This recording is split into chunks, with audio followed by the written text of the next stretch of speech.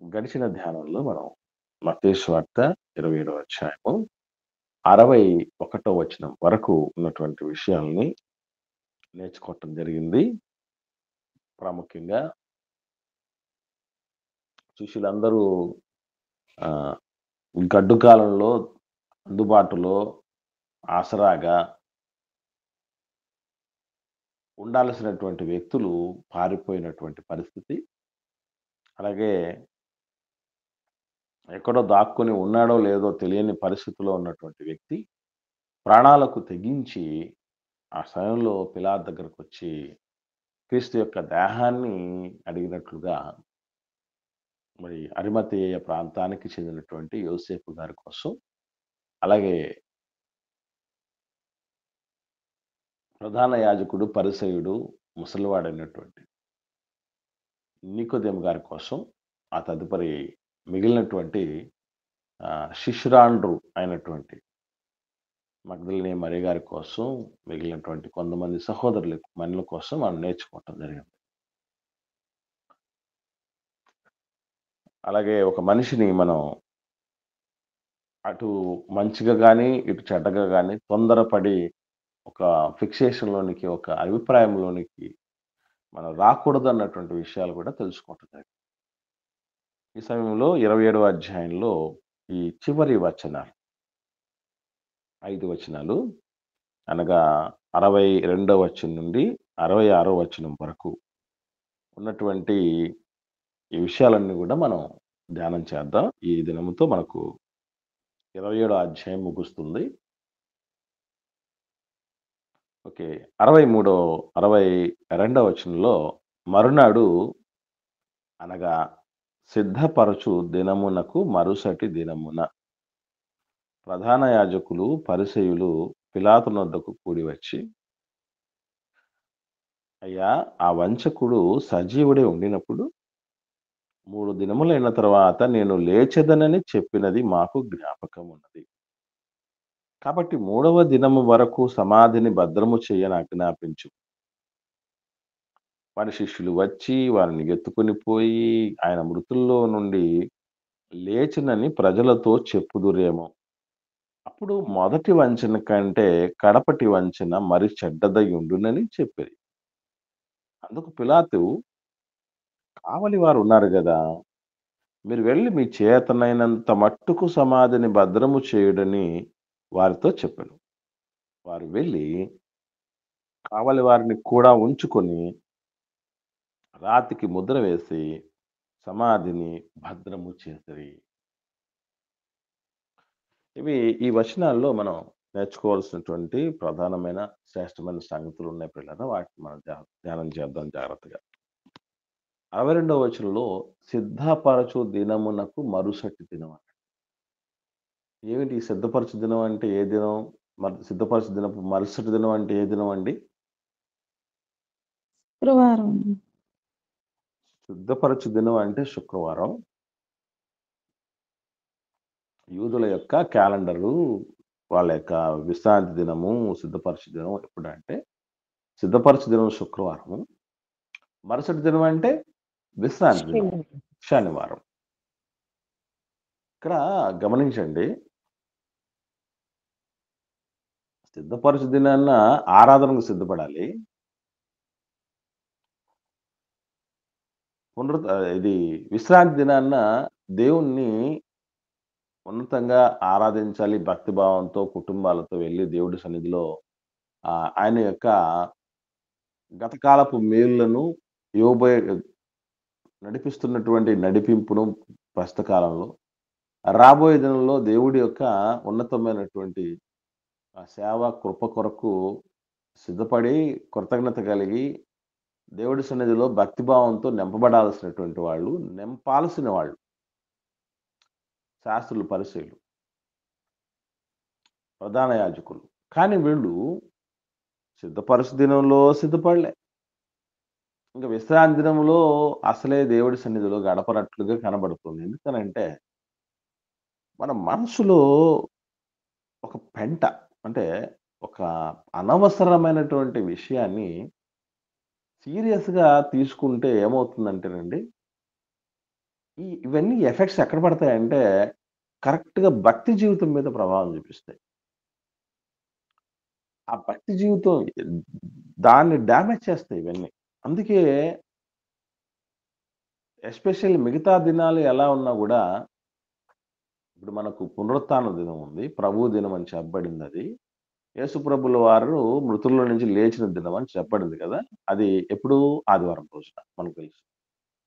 ఆ రోజు కంటే ముందు దినం శనివారం ప్రిపేర్ అయిపోవాలి. సిద్ధపరచ దినం అంటే మనల్ని, మన కుటుంబాల్ని, వీలైతే ఇరుగు పొరుగుని వాళ్ళందరిని గూడా ప్రిపేర్ చేసి దేవుడి సన్నిధికి తీసుకొనొచ్చి, దేవుడి సన్నిధిలో దాచిన మేలులను, ఆ సంతోషాలను అనుభవించి, వారమంతా కూడా ఎట్టి మెలకువలతో నింపబడాలో అన్నటువంటి విషయాలు కూలంకషంగా తెలుసుకొని, నేర్చుకొని, వాటిని అన్వయిస్తూ, ఇంకా దేవుడి యొక్క నడిపింపుతో ముందుకు సాగటానికి మనం సిద్ధపడాలట. కానీ ఆ పని వీళ్ళు చేయలేదు చూడండి. మనం గూడా ఎన్నో సందర్భాల్లో ఏం జేస్తామంటే, ఈ ప్రధాన యాజకులు, పరిసయ్యులు పెద్దల్లాగా ఎక్కడ డిస్టర్బ్ అవుతాం, డిస్టర్బ్ చేస్తాం. అంటే చిత్రం ఏంటంటే, ఏదో కొన్ని కారణాలను బట్టి సాధారణ ప్రజలు దేవుడి సన్నిధికి దూరమైతే, వాళ్ళు చెప్పాల్సినోళ్ళు. వాళ్ళు నేర్పించాల్సినటువంటి వాళ్ళు. ఏంటయ్యా మీరు దేవుడి సన్నిధికి దూరమైతే ఎట్లా ఏమనుకుంటున్నారు మీరసలు? ఆ!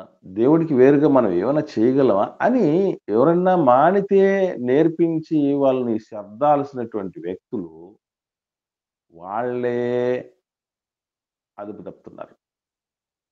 వీళ్ళకి మైండ్‌లో ఏమి లేదు. విశ్రాంతి దినాన గూడా వచ్చి అది ఆ రోజున ఆహ్, కుదురుగా ప్రార్థనన్నా జేశారో లేదో, పరిశుద్ధ గ్రంథం చదవనన్నా చదివారో లేదో, చదివినుంటే అసలే యేసుప్రభుని ఇంతవరకు తెచ్చుకుంటారండి అసలు. వాళ్ళు విశ్రాంతి దినాన వచ్చి రోమా గవర్నర్‌తో మాట్లాడుతున్నారంటే వచ్చి ఆహ్, అసలు వీళ్ళ మైండ్ ఎంత ఖరాబ్ అయిపోయిందో గమనించండి. పచ్చకామర్లోడికి లోకమంతా పచ్చగా కనబడుతుందన్నట్టు వాళ్ళని వంచించుకుంటూ, ప్రజల్ని వంచించినటువంటి వ్యక్తులు రక్షకుడిని వంచకుడు అనేటటువంటి దారుణానికి ఒడిగట్టడానికి సిద్ధపడ్డాడు.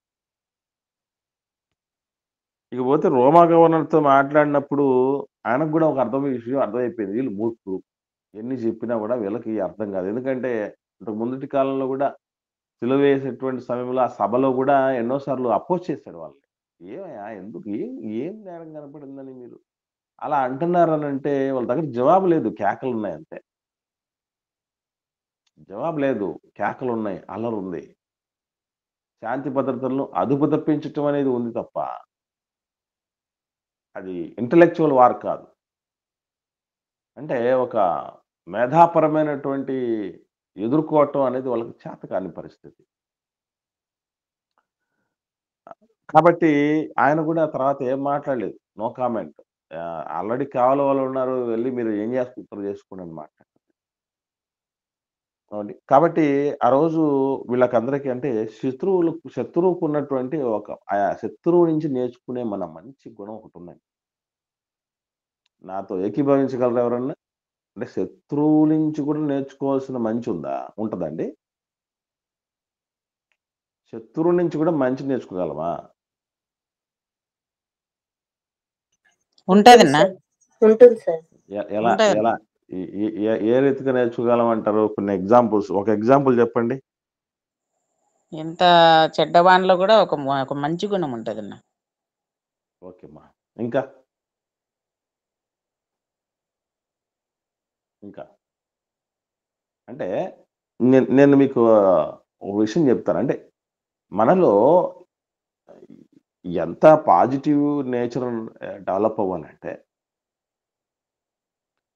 శత్రువులో కూడా ఉన్నటువంటి వాడి యొక్క ఆ తీక్షణత అంటారు చూసారా? ఆ వాళ్ళలో కొన్ని మనకు మించినటువంటి ప్రత్యేకమైనటువంటి గుణాలు కొన్నుంటాయి. చాలా అవసరం అవి. అవి ఏంటయ్యానంటే, శిష్యులు ఏ ఒక్కరికి గూడా యేసు ప్రభువు పునరుత్థానుడై తిరిగి లేస్తాడని నమ్మకం ఉందా? ఒక్కరన్నా నమ్మగలిగారా? లేదన్నా. కానీ ఈ శత్రువులు ఏమనుకుంటున్నారు? లేస్తాడని నమ్మినారు. లేస్తాడు, లేస్తాడు, లేస్తాడు, లేస్తాడు. అంటే ఇప్పుడు యోనాను సూచక్రియలు అడిగినప్పుడు 12వ అధ్యాయం మత్తయి సువార్తలో ఉంటది 39, 40 వచనాల్లో.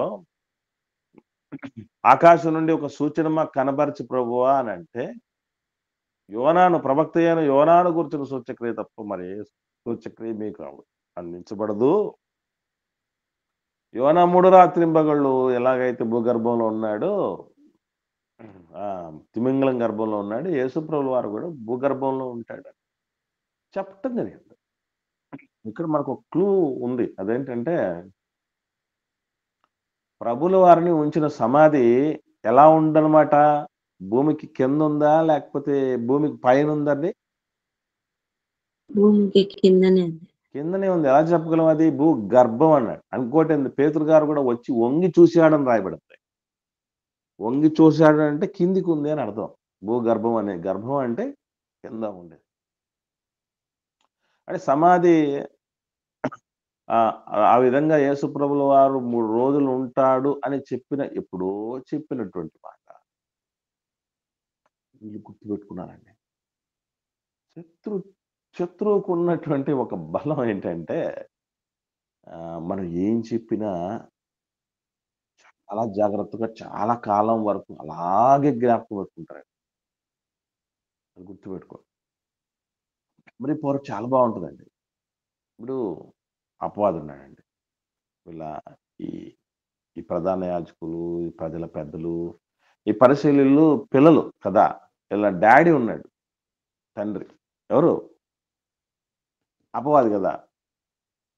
అపవాది మనకు తెలుసు కదండి, ఎంత చక్కగా రెఫరెన్సులను బేస్ చేసుకొని కరెక్ట్గా సిచ్యువేషన్కు తగ్గట్టుగా యేసుప్రభుల వారితోనే మాట్లాడడం జరిగింది. మనకు తెలుసు కదా.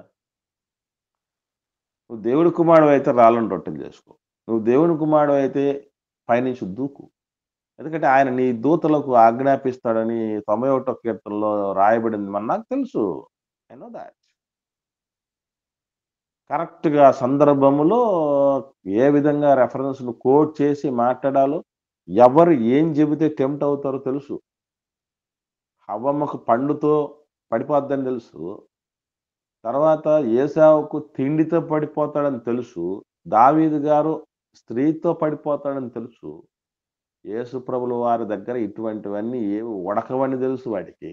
అందుకే లేఖనాల దగ్గర నీకు లేఖనాలంటే ఇష్టం కదూ, దేవుడి మాట అంటే నీకు గురుంది కదూ, నమ్మకం ఉంది కదూ, నీ నీ నీ పాదానికి రాయి తగలకుండా నీ దూతలు వచ్చి ఎత్తి పట్టుకుంటారు. యేసుప్రభులు ఎన్ని మాట్లాడుతున్నా మళ్ళీ with reference to reference answer చేస్తున్నాడండి వాడు. మనకు అంత ఉంటుందండి అసలు? మనకు అంత ఉంటుందా? అంటే శత్రువులో ఏముంటుంది అని అంటేనండి, వాడు కమిటెడ్ వర్క్ కనపడుతుంది. మర్చిపోకండి. వాళ్ళ హార్డ్ వర్క్ కనపడుతుంది. వాళ్ళ మెమరీ పవర్ కనపడుతుంది. చెడ్డవాడు లోనే అంత తీక్షణత ఉంటే దేవుడి బిడ్డలు అని చెప్పబడుతుంది. మనలో ఎంత ఉండాలి ఆలోచించండి. అందుకే వాళ్ళలో నుంచి కూడా నేర్చుకోవాల్సినటువంటి గుణం ఉంది.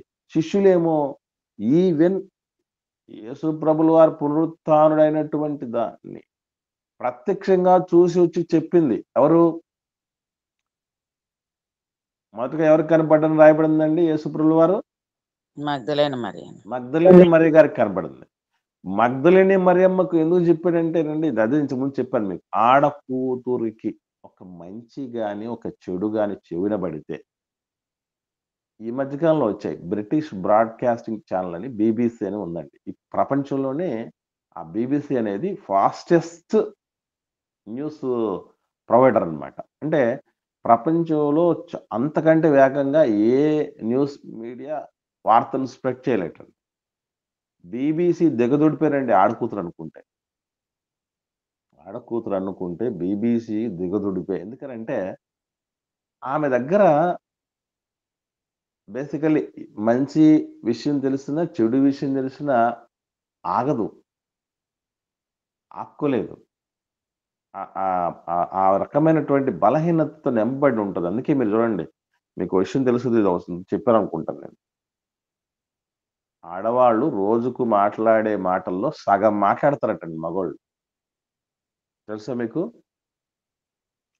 ఆడవాళ్ళు రోజు మాట్లాడే మాటల్లో సగం మాట్లాడతారట మగవాళ్ళు. కాబట్టి మగ్దలేని మరియమ్మ దగ్గర సత్యం దాగలే. ఏం చేసిందంటే తీసుకెళ్ళి ఒకసారి మార్కు సువార్త 16వ అధ్యాయానికి వద్దాం 11 నుంచి. మార్కు సువార్త 16వ అధ్యాయము 11 నుంచి చూద్దాం పిల్లరా. 11 నుంచి. 10 వచనం నుండి చూద్దాం. 10, 11 కలిసి ఉంటాయి. ఆయనతో ఉండిన వారు దుఃఖపడి ఏడ్చుచుండగా ఆమె వెళ్ళి ఆ సంగతి వారికి తెలియజేసెను గాని ఆయన బ్రతికి ఉన్నాడనియు ఆమెకు కనబడెననియు వారు విని నమ్మకపోయిరి. చూడండి ఏమని రాయబడింది చూడండి. వాళ్ళు ఏడుస్తున్నారండి. ఏడుస్తున్నారు. ఆ ఏడుస్తున్నటువంటి వ్యక్తులకు ఒక వార్త చెప్పింది, శుభవార్త. అయ్యో! ఎందుకయ్యా ఏడుస్తున్నారు మీరు? అయ్యో! యేసు ప్రభువు లేచాడు. నేను చూసాను. నా కళ్ళతో చూసాను బ్రదర్స్. సోదరులారా, నేను చూసాను. మీరు ఎవరి కోసమైతే ఏడుస్తున్నారో ఆయన నిజంగా మీరు అనుకున్నట్టుగా ఏదో చంపబడినటువంటి అది ఒక విగత జీవిగానో, ఒక దిక్కులేనటువంటి వ్యక్తిగా చనిపోయాడని మీరు బాధపడపోద్దు. లేచాడు, నేను ఈ కళ్ళతో చూసాను అని అంటే వాళ్ళు నమ్మలేదటండి. అంటే సొంత వ్యక్తులలోనే వచ్చి చెప్పినటువంటి పరిస్థితి కూడా నమ్మలేదు. నెక్స్ట్ కూడా మనం గమనిస్తే 12వ వచనం. ఆ తర్వాత వారిలో ఇద్దరు ఒక పల్లెటూరుకి నడిచిపోవచుండగా ఆయన మారు రూపం గలవాడే వాడికి ప్రత్యక్షమాయెను. ఇంక యేసుప్రభువే ఎంటర్ అయ్యాడు. అలా ప్రత్యక్షమైన తర్వాత వీళ్ళెళ్ళి తక్కిన వారికి ఆ సంగతి తెలియజేసిరి గాని వారు వీరి మాటనైనను నమ్మకపోయిరి. చూడండి, మగ్దలినే మరియమ్మ చెప్తే నమ్మలే. ఇద్దరు వ్యక్తులకు వాళ్ళు యేసుప్రభు ప్రత్యక్షమై వచ్చి చెబితే నమ్మలే. ఇంక ఇట్లా అయితే అయ్యే సంగతి లేదు గాని అని డైరెక్ట్‌గా యేసుప్రభుల వారే వాళ్ళ దగ్గరకొచ్చేసాడు. అదే కిందకొస్తే ఉంటది చూడండి. 14వ వచనంలో. మార్కు సువార్త 16, 14లో పిమ్మట 11 మంది శిష్యులు భోజనమునకు కూర్చునినప్పుడు ఆయన వారికి ప్రత్యక్షమై తాను లేచిన తర్వాత తన్ను చూచిన వారి మాట నమ్మనందున వారి అపనమ్మిక నిమిత్తం, హృదయ కాఠిన్యము నిమిత్తం వారిని గద్దించెను. ఇప్పుడు చూడండి, మీరు బాగా ఆలోచన చేయండి.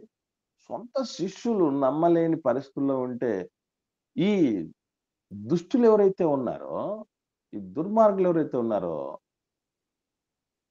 ఈ వంచకులు ఎవరైతే ఉన్నారో వాళ్ళననాలి వంచకులని. వాళ్ళు నమ్ముతున్నారు చూడండి. ఎప్పుడో యోనాను గూర్చిన సూచక్రియలు నేను నాకు జరుగుతున్నాయి అని చెప్పిన మాటని నమ్మగలుగుతున్నారంటే గుర్తుపెట్టుకోండి. ఇప్పుడు మన బలం మన సొంతోళ్ళ కంటే ఎవరికి బాగా తెలుసండి? శత్రువులకి శత్రువుకు తెలుస్తుంది. శత్రువుకు తెలుస్తుందండి మన బలం. మన బలం ఏంటో మన ఇంట్లో వాళ్ళకి తెలీదు. మన సొంత వాళ్ళకి అర్థం కాదు. చాలా సార్లు మనకి ఏం బాధ కలుగుతుందో చెప్తాను వినండి. అది మీలో ఎవరికైనా కలిగిందో లేదో కూడా చెప్పండి. మనం ఇప్పుడు దేవుని ప్రతినిధిగా ఇప్పుడు నేను లేకపోతే మీలో కొందరు కొంతమంది సహోదరిమణులు దైవ ప్రతినిధిగా వాక్యం చెప్పటానికో, దేవుడి పరిచర్య చేయటానికో, ఒక ఉన్నతమైనటువంటి పని కోసం పక్కోళ్ళ దగ్గరికెళ్ళినప్పుడు వాళ్ళు చూసుకునే విధానం చాలా ప్రత్యేకంగా ఉంటదండి. వాళ్ళు విలువనిస్తారు. జనరల్లీ అంటూ ఉంటారు చాలామంది నా దగ్గరికి మన సహవాసాలకొచ్చి చూసినటువంటి వాళ్ళు. అరే! మీరు భాగ్యవంతులండి. మేము అన్నయ్యని పిలిపించుకోవాలనుకుంటే వేలకు వేలు డబ్బులు పెట్టాల్సి వచ్చేది. ఖర్చులు పెట్టాలి. పాంప్లెట్లు వేయాలి. పోస్టర్‌లెయ్యాలి. ఆహ్, అన్ని పబ్లిసిటీ ఇవ్వాలి. భోజనాలు పెట్టించాలి. ఎంతో అరేంజ్‌మెంట్స్, ఎంతో ఖర్చు, ఎంతో రిస్క్‌తో కూడిన పని. మీకు మాత్రం విరివిగా అందుబాటులో ఉంటున్నారు. మీరు భాగ్యవంతులు అలాంటి మాటలు వేరే వాళ్ళు మాట్లాడతారు. అక్కడే ఉన్నటువంటి మన సొంతోళ్ళకి అనిపిస్తది ఎలాగా? అనిపించదు. అనిపించదది. మనోడేలే అని. రోజు చూసేవాడే కదా! రోజు చూసే మొహం కదా! అనేది అనిపిస్తూ ఉంటుంది. అంటే ఎట్లైనా దూరం వాళ్ళకి ఎస్పెషల్ శత్రువుకైతే మన పవర్ పర్ఫెక్ట్‌గా అర్థమవుద్దండి. సొంత వాళ్ళకి అంత సులభంగా ఎక్కవండి విషయాలు. అందవు. ఎవరైనా సరే ఇంట్లో భార్య విలువ భర్తకి చాలా తక్కువగా అర్థమవుద్ది. భర్త విలువ భార్యకి చాలా తక్కువగా అర్థమవుద్ది. తల్లిదండ్రుల విలువ పిల్లలకే తక్కువగా అర్థమయ్యేది. అలాగా ప్రభువు దగ్గరికొచ్చే పరిస్థితులొస్తే ఈ మగ్దలిని మరి వచ్చినా నమ్మలేదు. ఇద్దరు వ్యక్తులొచ్చి చెప్పినా నమ్మలేదు. ఇక యేసు ప్రభువే రావాల్సినటువంటి పరిస్థితి. ఇకపోతే నీకోదేము లాంటోళ్ళు ఇది మన ఎవరు తోమా లాంటోళ్ళు గూడా ఉన్నారు. ఈయన మనకు తెలుసు కదా! ఇంక డైరెక్ట్‌గా వచ్చి నా పక్కలో చెయ్యి ఉంచయ్యా, నా చేతులు, పాదాలు ఒకసారి టచ్ చేసి ఒకసారి చూడయ్యా, చెక్ చేద్దురా నేనా కాదో చెక్ చేయని చెప్పేసి ప్రభు మాట్లాడటం జరిగింది. అంటే శత్రువులో ఉన్నటువంటి ఒక గుణం మనం నేర్చుకోవాల్సిన ఒకటువంటి చక్కటి గుణం ఏంటంటే, సత్యవంతుని యొక్క మాట నమ్మగలిగారు. కాకపోతే సరైన రీతిలో నమ్మలేకపోయారు. అది విషయం ఇక్కడ. తేడా ఏంటంటే, వాడు నమ్మాడు. లేస్తాడు అని నమ్మాడు. నమ్మిన వాడేమవ్వాలి? ఆయన శిష్యుడవ్వాలి. ఆయన పేరిట రక్షణ పొందుకోవాలి కదా! కానీ ఆ పని చేయలేదు వాళ్ళు. మిగతా పనికి పూనుకుంటున్నారు. ఇప్పుడు లేస్తాను అని చెప్పిన వాడిని మనం ఎన్ని ప్రయత్నాలు చేస్తే దాన్ని ఆపగలం? యేసుప్రభు కెపాసిటీని చాలా చిన్నగా అర్థం చేసుకున్నారాళ్ళు. గత కాలంలో ఎప్పుడు ఏం చెప్పినా కూడా ప్రభువు 100% నెరవేర్చుకున్నాడు. అది మనం ఆపజాలము అన్నటువంటి విషయం ఎరిగిన వారే గూడా వారు ఊరికే ఉండలేకపోయాడు. దెయ్యం సాతానుడు గాని, వాళ్ళ పిల్లలు గాని ఏదో చేద్దాం, ఏదో చేద్దాం, ఏదో చేద్దాం అనుకుంటారు. ఏదో అయిపోతారు.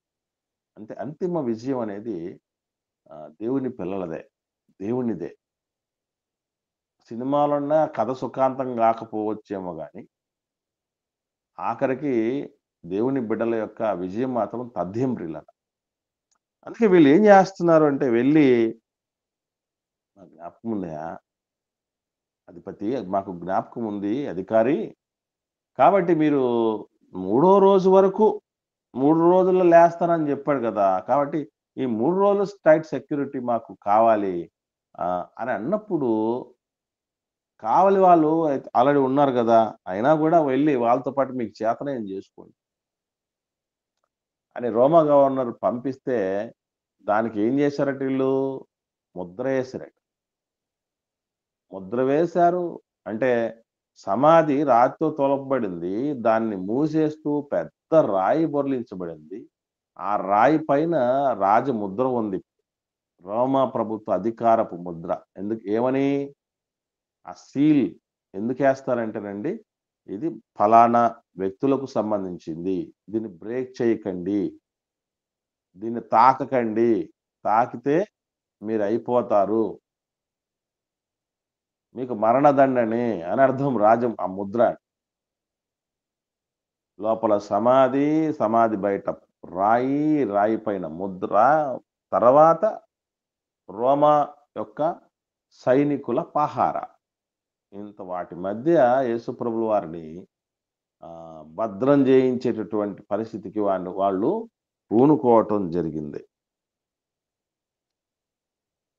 సో, ఇక్కడ మనం తెలుసుకోవాల్సినటువంటి కొన్ని ప్రాముఖ్యమైనటువంటి విషయాలు ఒకటేనండి. అదేంటంటే, ఇవన్నీ యేసు ప్రభుల వారి పునరుత్థానాన్ని ఆపలేకపోయాయి. సత్యానికి ఉన్న శక్తి, దేవుడి నడిపింపుకున్న శక్తి, దేవుడి మాటల ప్రకారం బ్రతుకుతున్న జీవితాలకున్న శక్తి ఏంటంటే, నాకు తెలిసి ప్రపంచంలో మొదటి శతాబ్ద కాలంలో రోమా ప్రభుత్వపు అజమాయిషీ కంటే, అధికారము కంటే, అణచివేత కంటే మించినటువంటి బలమైనది మరొకటి లేదు. కానీ దానిని కూడా ఛేదిస్తూ క్రీస్తు పునరుత్థానుడు కావటం అనేది జరిగింది. కారణం ఒకటే పిల్లరా. ఇప్పటికైనా దైవ శక్తే గొప్పది.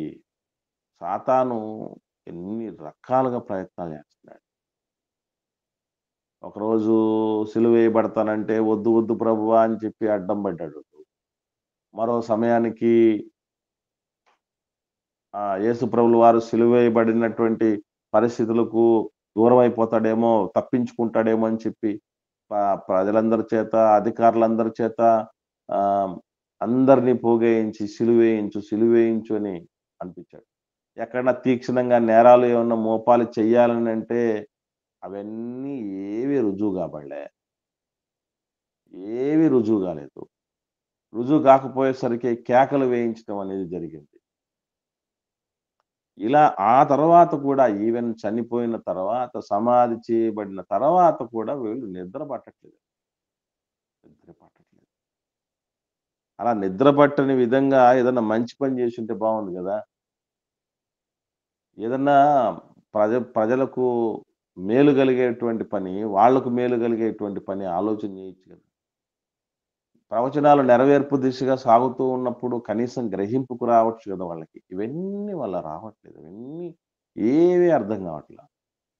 చిత్రం గుర్తుపెట్టుకోండి. అదే సమాజం మధ్య, అదే సమాజం మధ్య యేసుప్రభు శిష్యులు ఉన్నారు. వాళ్ళకి ధర్మశాస్త్రం అందుబాటులో ఉంది. శాస్త్రుల పరిచయులకు ధర్మశాస్త్రం అందుబాటులో ఉంది. శిష్యుల కంటే ఎక్కువగా, సాధారణ ప్రజల కంటే ఎక్కువగా ఉంది అందుబాటులో. ఏం ప్రయోజనం? చాలా బాధపడతారండి. మనకు పౌలు గారు ఆహ్, పేతురు గారు మాట్లాడుతూ అపోస్తలులు మాట్లాడుతూ చెప్తున్నటువంటి ఒక అద్భుతమైన మాట చూద్దాం. అపోస్తల కార్యాలు 13వ అధ్యాయంలో 26, 27 వచనాలు చూడండి.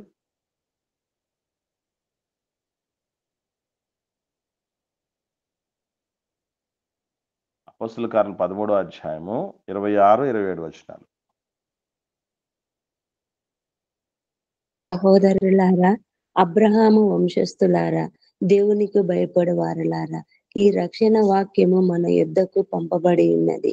యెరూషలేములో కాపురముండు వారును వారి అధికారులను ఆయననైనను ప్రతి విశ్రాంతి దినము చదవబడుచున్న ప్రవక్తల వచనములనైనను గ్రహింపక ఆయనకు శిక్ష విధించుట చేత ఆ వచనమును నెరవేర్చేరి. ఇక్కడ గమనించండి. చదవటం కంటే గ్రహింపు చాలా ప్రాముఖ్యమైనది. అందుకే మనకు ఆహ్, ఈ కందాకి క్రింద ఉన్నటువంటి నపుంసకుడు యెషయా గ్రంథాన్ని ఎలా చదువుతూ పోతున్నాడు రథంలో. వెంటనే ఫిలిప్ వచ్చి అడిగిన ప్రశ్న కూడా ఇదే. ఏమని? నీకు అర్థమైతాంది. "నువ్వు చదువుతున్నది గ్రహిస్తున్నావా? చదువుతున్నావు మంచిదే. తప్పులేదు. కానీ గ్రహింపేది? గ్రహించాడు గనుకనే దానికి సంబంధించినటువంటి గ్రహింపు కలగజేశాడు గనుకనే రక్షించబడ్డాడు. రక్షణ పొందుకొని వెళ్ళిపోయాడాయన. కానీ అందుకే గ్రహింపు చదవటం కంటే ప్రధానమైనది గ్రహింపు. అరే! ఎందుకు ఇవి రాయబడ్డాయి? ఎవరి కోసం రాయబడ్డాయి? ఎలా మన జీవితాలకు వీటిని అన్వయం జేసుకోవాలి? వీటి ద్వారా మనం ఎక్కడ కరెక్ట్ అవ్వాలి? ఎవరికి కనెక్ట్ అవ్వాలి? ఎవరి నుంచి డిస్కనెక్ట్ అవ్వాలి? ఇవన్నీ మనకు తెలుస్తాయి గ్రహింపుతో ఉంటే. కానీ గ్రహింపు లేనటువంటి పరిస్థితి వేస్ట్. ప్రయోజనం లేదు. మీకు ఓ విషయం చెప్పానో లేదో. ఆహ్, ఒక కథ. అది కథే అయినా చాలా అద్భుతమైనది. చెప్పాననుకుంటున్నాను. కానీ సమయం వచ్చింది కాబట్టి చెప్తున్నాను మరి.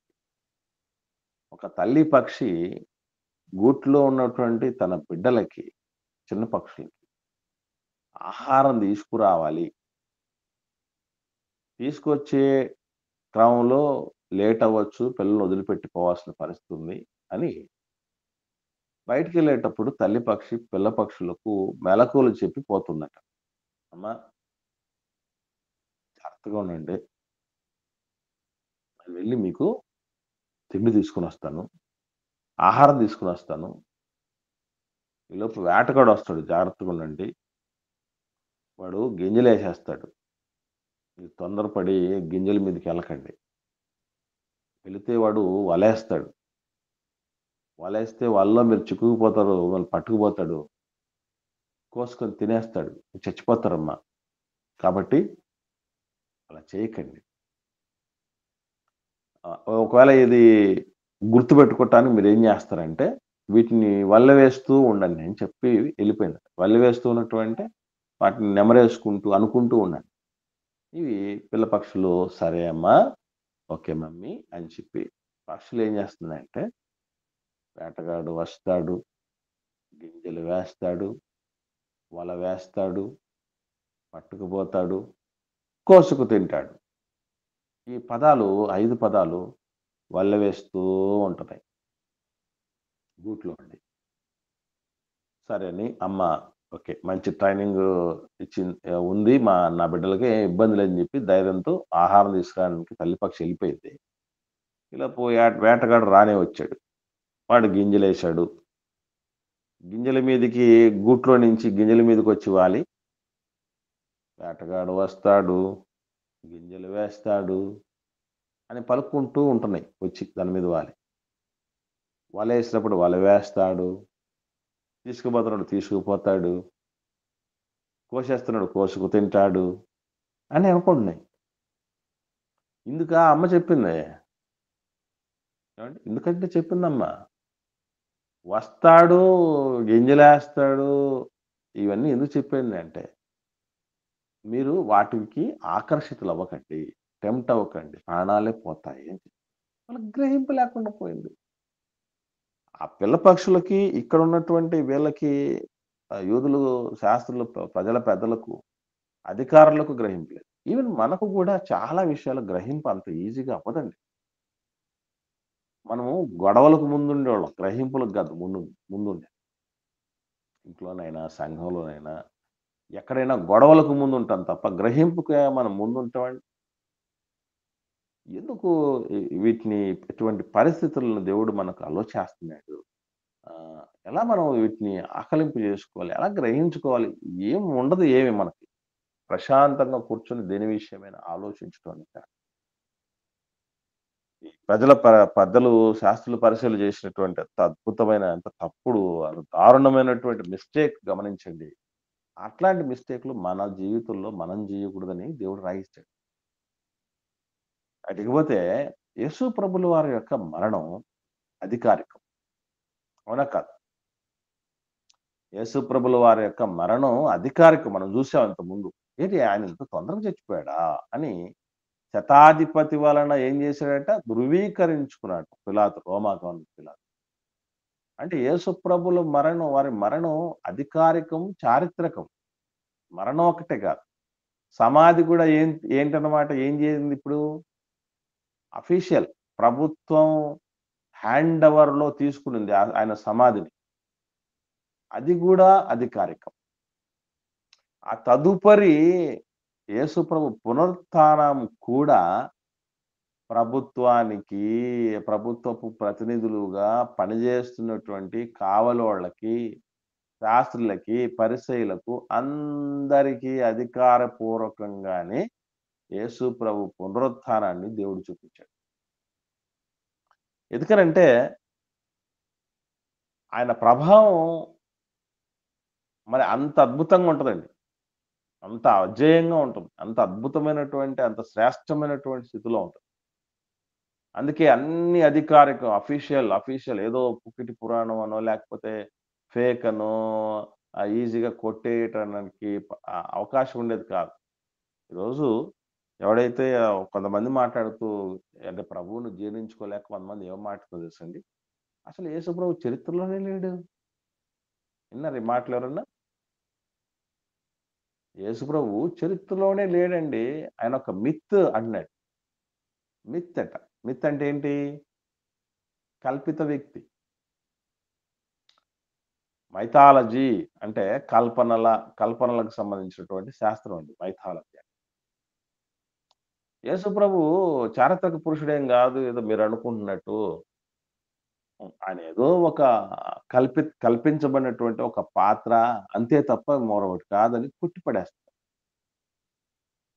వీడు కొట్టేస్తే ఎట్లా? ప్రపంచాన్ని పరిపాలించినటువంటి రోమా చక్రవర్తిత్వానికి సంబంధించినటువంటి వాటన్నిటి దగ్గర యేసు ప్రభు వారిని సిలువ వేసింది నిజం, సమాధి చేసింది నిజం, పునరుత్థానుడైంది నిజం. చక్రవర్తులే ఒప్పుకొని అందులోనే మీకు విషయం తెలుసో తెలీదో, ఏ రోమా ప్రభుత్వం అయితే క్రైస్తవ్యాన్ని అణిచేయాలని, రూపుమాపాలని, ఉక్కుపాదం అణచటానికి విశ్వ ప్రయత్నాలు చేసిందో, అదే రోమా చక్రవర్తి ఏమయ్యాడు? క్రీస్తు 3వ శతాబ్దానికి సంబంధించినటువంటి కాన్స్టంటైన్ పేరు విన్నారా ఎవరన్నా? కాన్స్టంటైన్ పేరు విన్నారా? విన్నాను. ఈ కాన్స్టంటైన్ పుణ్యంతోనే ఈరోజు ఆర్సిఎం క్రిస్టియానిటీ వచ్చింది అక్కడి నుంచేనండి. అంటే ఈ రోమన్ క్యాథలిక్ సహవాసం ఏదైతే మొదలైందో, ఈ సహవాసానికి ఆద్యుడు, ప్రారంభకుడు అంటే క్రైస్తవ్యము రోమా ప్రభుత్వం యొక్క అధికారిక మతంగా ప్రకటించేసాడండి ఆయన. అంటే ఆయన ఏదో ఒక రూపేణా ఒకటి ఆలోచన ఆయనకు సిలువ పట్టుకొని వెళుతున్నప్పుడు, యుద్ధాలకు వెళ్తున్నప్పుడు ఎన్నో అద్భుతమైనటువంటి విజయాలు సొంతమయ్యే గనక ఆ ప్రభువు నాకు తోడుగా ఉంటే నాకు అన్ని విజయాలే అనేటువంటి ఆలోచనతో ఉండి తను అఫీషియల్ రిలీజియన్‌గా క్రైస్తవ్యాన్ని ప్రకటించి లోకానికి అంతటికి కూడా చేరువ చేయడం జరిగింది. ఆయన వచ్చిన తర్వాతనండి ఈ లాంగ్వేజెస్‌లో ట్రాన్స్‌లేషన్స్ ఇవన్నీ కూడా మొదలైపోయి సభల్లో చాలా చాలా విషయాలు యేసు ప్రభు యొక్క దైవత్వానికి సంబంధించి ఏ విషయాల్లో మనం ఒక క్లారిటీకి రావాలి, మరియమ్మ గారి యొక్క విశిష్టత గురించి, అలాగే దైవ గ్రంథాలన్నిటిని కూడా ఒక చోట జాగ్రత్త పరచడం విషయం, ట్రాన్స్‌లేషన్స్ అక్కడి నుంచి మొదలయ్యాయి. అంటే ఏ ప్రభుత్వం అయితే అణిచేయటానికి సిద్ధపడిపోయిందో, ఏదో ఆ రోమా ప్రభుత్వం శిక్షిస్తున్నటువంటి అనేకమైనటువంటి వ్యక్తులున్నారు. వాళ్ళలో యేసుప్రభు ఒక్కడు ఇది దేశద్రోహ నేరం కింద ఉన్నాడనో, లేకపోతే విశ్వాస భ్రష్టుడిగా వాళ్ళ సొంతోళ్ళ దగ్గర నుంచి చీకొట్టించుకున్నాడనో, అది వారికి మాత్రమే ఉంది అప్పుడు. కానీ 300 సంవత్సరాలు తిరగక మునిపే ఏ రోమా ప్రభుత్వం అయితే యేసు ప్రభుల వారిని అమానవీయమైనటువంటి కోణంలో శిక్షించడం జరిగిందో, అదే రోమా ప్రభుత్వము తలలు వంచి యేసు ప్రభు పాదాక్రాంతులై కాన్స్టంటైన్ అనేటువంటి రోమా చక్రవర్తితో సహా అధికారిక మతంగా అనౌన్స్‌మెంట్ చేసి అప్పటినుంచేనండి దైవజనులకు సముచిత స్థానాలు ఇవ్వటం, వాళ్ళకు సాలరీస్ ఇవ్వటం, వాళ్ళకు భూములు ఇవ్వటం, వాళ్ళకు సంబంధించినటువంటి సెక్యూరిటీస్ ఇవ్వటం, అందరూ ధైర్యంగా అధికారులకు భయపడి ఒకప్పుడు ఇళ్లలో దాక్కుని వచ్చి ఉన్నటువంటి పరిస్థితులు ఉన్నాయి కదా! వాళ్ళు బిక్కుబిక్కుమంటూ ఉన్న పరిస్థితులు పోయి మొత్తం ప్రభుత్వం మతంగానే ప్రకటించబడింది రిలీజియన్. అద్భుతంగా అందరూ గూడా అధికారులు, పెద్దలు, సామాన్య ప్రజలు అందరూ కలిసి దేవుడి సన్నిధిలో ఆరాధించుకునేటువంటి పరిస్థితికి రావటం జరిగింది. అంతే. అంటే దేవుడు తగిన కాలమందు హెచ్చిస్తాడని రాయబడి చూసారండి. చాలా సత్యం అండి. యేసు ప్రభుల వారి యొక్క పునరుత్థానం వరకు ఆయన మరణ సమాధి పునరుత్థానము కంటే ముందు ఉన్నటువంటి జీవితం ఒకటైతే, ఆయన పునరుత్థానుడైన తర్వాత ఉన్నటువంటి జీవితం మరొకటి గమనించండి. పరిస్థితులన్నీ పూర్తిగా మారిపోయాయి. కానీ ఆ మారిపోయేంత వరకు దేవుడి యొక్క సన్నిధిలో దీనమనస్కులై ఉండటం అనేది చాలా ప్రాముఖ్యమైనది పిల్లలు. ఈరోజు మనలో చాలా మందికి ప్రాకులాటలు కనబడుతున్నాయి. మనకై మనం ఏదేదో అయిపోవాలన్నటువంటి అనే ఆలోచన ఎక్కువైపోతుంది. దేవుడేం చెప్పాడు? మనం లేఖనం ఏం చెప్తుందో దాని ప్రకారం మనం వెళ్ళిపోదాం అన్నటువంటి ఆలోచన చాలా మందికి కరువైపోయింది. ఏదేదో అయిపోవాలన్నటువంటి ఆలోచన మనం చూస్తూ ఉన్నాం. మాలాంటోళ్ళని అంటే ముఖ్యంగా సేవకుల్ని కొంతమంది చూస్తున్నప్పుడు ఏమనుకుంటారంటేనండి, దూరపు కొండలు నునుపన్నట్టు. మాలాంటోళ్ళు వేదిక మీద చూసినప్పుడు, పోస్టర్‌లలో చూసినప్పుడు, లేకపోతే ఫ్లెక్సీలలో చూసినప్పుడు, కొంతమంది దైవజనులు మాకంటే గొప్ప స్థితిలో సేవ చేసినట్టు దైవజనులు ఫారెన్‌కి వెళ్ళిపోయి, అక్కడికి పరిచర్య చేసొచ్చినట్లు, తర్వాత ఇలా ఎన్నెన్నో చూస్తుంటారు. చూసినప్పుడు ఏమనిపిస్తుందంటే, అబ్బా! ఏం రాజసమయం ఇది. ఏం సెలబ్రిటీ హోదాను వీళ్ళు ఎంజాయ్ చేస్తున్నారా, మేము కూడా ఏదో ఒకటి చేసేసేయాలి, ఏదో విధంగా ఒక మినిస్ట్రీ లాంటిది ఏర్పాటు చేయటమో, లేకపోతే ఒక సంఘం చేయటం. ఇవన్నీ ఇప్పుడు గమనించండి. దేవుడు తన పిల్లల్నే, వాళ్ళ అందరూ మనం ఆయన పిల్లలే కాబట్టి, దేవుడు ఎవ్వరిని కూడా వదిలిపెట్టే ప్రసక్తి ఉండదు. విడిచిపెట్టే ప్రసక్తి ఉండదు. దీపం వెలిగిస్తాడు, దీపస్తంభం మీదకి తీసుకెళ్తాడు. అప్పటిదాకా కూడా ఓపిక పట్టాల్సిన పరిస్థితి ఉంది. దేవుడు ఎవరిని కూడా అణిచేసే రకం కాదండి. అది మనం అర్థం చేసుకోవాలి. యేసుప్రభుల వారి విషయం గమనించండి. అరే అంత గొప్ప తండ్రి ఉండి, సృష్టికర్త అయ్యుండి, సర్వశక్తిమంతుడై ఉండి, ఆయన తలుచుకుంటే ఏమైనా చేస్తాడో కదా దేవుడు. అలాంటిది యేసుప్రభుల వారిని ఇంత దారుణమైనటువంటి మరణానికి ఎందుకు అప్పగించలేదు, ఇది తెలుసు మనకి. దాని తర్వాత ఏముంది అనంటే, గొప్ప స్థితి ఉంది. అది చేతి సహాయం లేకుండా తీయబడిన రాయే, కానీ అది సర్వభూతలమంతా వ్యాపించబోతోంది. కాబట్టి ఆ దేవుడికి తెలుసు ఎప్పుడు ఎవరిని ఎలా ఏ రీతిగా హెచ్చించాలని. మనం లోకంలో ఒక సామెత ఉందండి. వినుంటారు మీరు గూడా. 7 కొండలు ఎక్కెక్కి మేసి, ఒక్కొక్క కొండ ఎక్కి మేసిన తర్వాత వెనక చూసుకుంటుందట మేక. తోక పెరిగిందా లేదా? 7 కొండలు ఎక్కెక్కి మేసిన మేక తోక బెత్తెడే అంట. ఎందుకనంటే అలా చేసినంత వాళ్ళు మాత్రం చేత మనం ఏది అయిపోము, మర్చిపోకండి. దేవుడు అనుకోవాలి. దేవుడు నమ్మిక ఉంచాలి. నమ్మదగినటువంటి వాళ్ళను దేవుడు ఎప్పుడు కూడా చెయ్యి వదిలిపెట్టడు. ప్రభువుని వదిలిపెట్టాడేంటి? నా దేవా, నా దేవా, నా చెయ్యి ఎందుకు వదిలిపెట్టావనంటే పూర్తిగా వదిలేసాడేమో, ఇంక అయిపోయింది, దేవుడు లేపడేమో మృతుల్లో నుంచి అని అనుకో. దేవుడికి తెలుసండి. ఎప్పుడు ఎవరికి ఏ విధంగా ఘనమైనటువంటి స్థితిలోకి తీసుకెళ్ళి వెళ్ళాలో, ఎలా చూపించాలో లోకానికి బాగా తెలుసు కనుక, మనం చేయాల్సింది ఒకటే. నోరు మూసుకొని తండ్రి సన్నిధిలో ఉండిపోండి. నాయన, నీ చేతిలో శిలలు నేనయ్యా అని అంటాం కదా. శిల్పి చేతిలో శిలను నేను, అనుదినము నన్ను చెక్కుమని. శిల్పం రాయి శిల్పికి అప్పగించబడుతుందండి. పూర్తిగా అప్పగించబడేటువంటి పరిస్థితిలో ఉండగలిగితే శిల్పి అద్భుతమైనటువంటి శిల్పంగా చెప్తాడు. మునుపటి కంటే విలువ ఎక్కువైపోతుంది. అందుకే మనకు దేవుడు ఏదైతే పాత్ర ఇచ్చి, బాధ్యత ఇచ్చి ఉన్నాడో దానిలో నమ్మకంగా మనం ఉండగలిగితే దేవుడు చేసే పని దేవుడు చేస్తూ పోతాడు. కాబట్టి ఎత్తుకుపోతారు మొదటి వంచన, రెండో వంచన అన్నారే. ఈ వంచనల గురించి ఒకసారి మనం ధ్యానం చేసి ముగించుకోవాలి. ఏమిటి మొదటి వంచన ఏంటనుకుంటున్నారు? రెండో వంచన ఏమనుకుంటున్నారు మీరు? ఏమండి?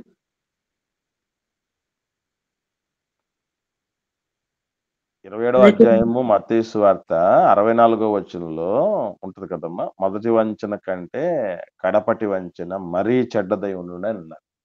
ఏంటి మొదటి వంచన ఏంటి? రెండో వంచన ఏంటి? మొదటి వంచన ఆయన అప్పగియాలని ఒకటి. కాదమ్మా, కాదు. అసలు ఇక్కడ గుర్తుపెట్టుకోవాల్సింది ఏంటి? లేచినాడు మృతుల నుండి. లేస్తానని చెప్పడం అంటే మళ్ళీ అది కూడా జరిగితే కనుక ఇంకా మేము చెడ్డ అయిపోతావా? కాదమ్మా, కాదు. ఇక్కడ మొదటి వంచన ఏంటి అని అంటే మెస్సియాను అని చెప్పుకున్నాడు కదా. దేవుని కుమారుడు అని చెప్పుకున్నాడు. వాళ్ళు ఎప్పుడు కూడా ఇదే అంటారు. మాకు ఒక నియమం ఉంది. ఎవడన్నా దేవుని కుమారుడు అని చెప్పుకుంటే వాడిని మేము రాళ్ళతో కొట్టి చంపాలి అని దేవుడు కుమారుడు అని చెప్పుకుంటున్నాడు. దేవుడు ప్రతినిధి అని చెప్తున్నాడు. రాజు అని చెప్పుకుంటున్నాడు. ఇదే మొదటి, అంటే అందరినీ నమ్మబలుకుతున్నాడు యేసు ప్రభువు. నేనే రాజునని నమ్మబలుకుతున్నాడు. నేనే మెస్సియానని మోషే వంటి ప్రవక్త నేనే అని అందరినీ మభ్యపెడుతున్నారు. ఇది మొదటి వంచన. ఎందుకంటే అది వాళ్ళు పూర్తిగా వ్యతిరేకించి అపోజ్ చేయటం జరిగింది. తాను రాజు అని చెప్పుకుంటున్న ప్రతి ఒక్కడు మాకు వ్యతిరేకే, కైసర చక్రవర్తికి వ్యతిరేకే అని వాళ్ళు రోమా గవర్నర్ పిలాతును కూడా ఎదిరించడం అనేది జరిగింది. అది మొదటి వంచన. ఇప్పుడు రెండో వంచన ఏంటంటే లేస్తాను అని చెప్పి వంచనట్టది. లేస్తానని చెప్పటం వంచన. ఎందుకనంటే ఎప్పుడైతే ఇది నెరవేరిందని అనుకోండి, ఇంకయిపోయింది. యేసుప్రభు లేస్తే ఈళ్ళకేంటి సమస్య? యేసుప్రభు పునరుత్థానుడై లేచాడు అనుకోండి, ఏంటి సమస్య ఈళ్ళకి? ఆయన ఇంక రాజు అవుతారు. యేసుప్రభు వారు రాజు అవుతారని. ఇంకా